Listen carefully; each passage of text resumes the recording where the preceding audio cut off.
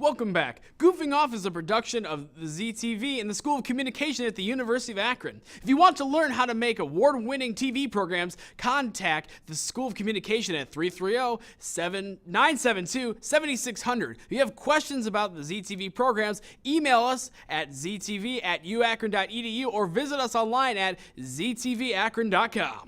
Oh, and also, turns out, Kyle doesn't know a thing about gravity. What else? Hey, I thought Mary Poppins was a documentary. Yeah, and you also thought being bit by a zombie was smart. I just wanted to be accepted by you guys, Danny.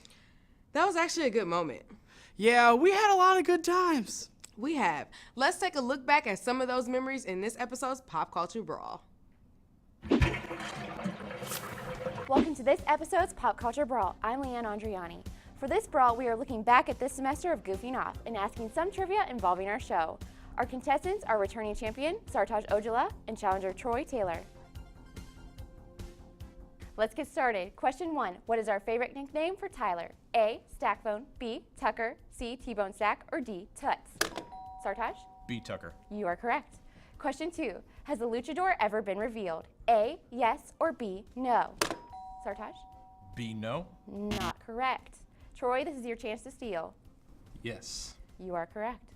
Question 3. What was the first movie our Movie Snobs saw this semester? A. Mama, B. Warm Bodies, C. Gangster Squad, or D. The Amazing Spider-Man? Troy? Mama. You are correct.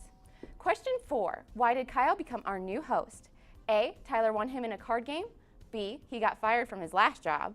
C. He's been held here against his will. Or D. He thought that he would get paid. Sartaj? Tyler won him in a card game. That is correct. Question 5. What is Kyle's ex-girlfriend's name? A. Jessica, B. Steven, C. Linda, or D. Angela? Sartaj? C. Linda. You are correct.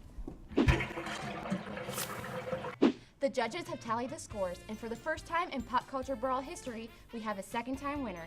Congratulations, Sartaj. That trophy is yours once more. Back to you, Kyle and Danny.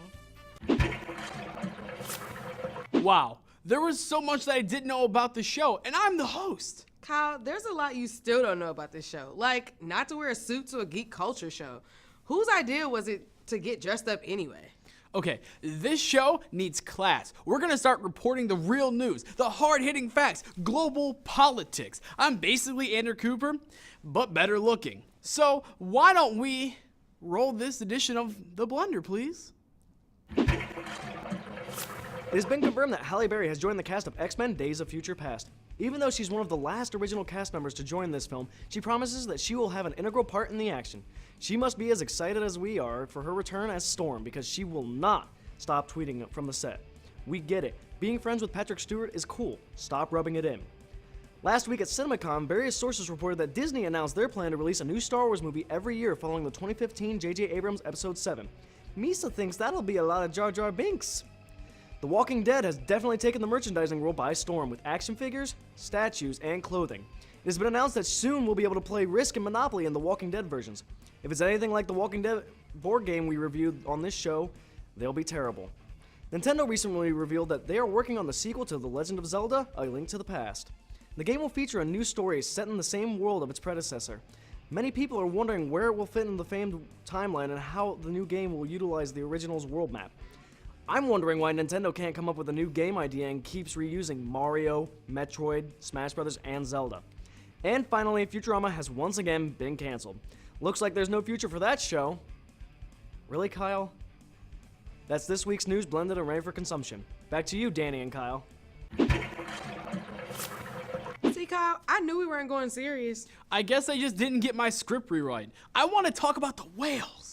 This is Goofing Off, where we talk about movies, video games, and Game of Thrones. Wait, we've never talked about Game of Thrones before. Do you want to talk about it? I'm like super lost, and I could use some guidance, Danny. Hold on, Jon Snow. Maybe watching our Game of Thrones board game review will catch you up on who's who in the land of Westeros. The Game of Thrones board game might be a bit too much for some people to handle. Look at everything.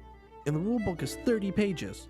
30 pages! Anyways, during the game, players choose one of the great houses of Westeros and fight for control of the Seven Kingdoms. Stark, Baratheon, and Lannister, along with others, battle one another to gain control of castles and strongholds on the map. The first to reach 7 castles is the winner. Order tokens start off each round and they are resolved 1 token at a time. This is where gameplay can slow down as everyone takes their dear sweet time deciding on what they want to do next. Raiding, marching, and defending are all determined by the order tokens. Power tokens are one of the most important resources in the game. They hold lands where you don't have any units, are gambled to move your house higher on the influence tracks, and are used to fight off the wildlings. Battles are resolved immediately when a unit is marched into an enemy-controlled area. The house battles with footmen, knights, ships, and siege towers to determine victory. Each house also has character cards that can lend their strength and are able to turn the tide of the battle. Players need to muster their armies, gain supplies, and take control of castles to win. They do this through brute force, asking for support, or by simply being clever. Okay, so there's actually a lot more to this game, but we don't have time to show you everything. In fact, if you and your friends can finish setting this up and not attack someone with the Valyrian steel sword, that would be a miracle. But if you do, you'll be in for a long, fun game. Remember, when you play the Game of Thrones board game, you win, or you'll flip the table.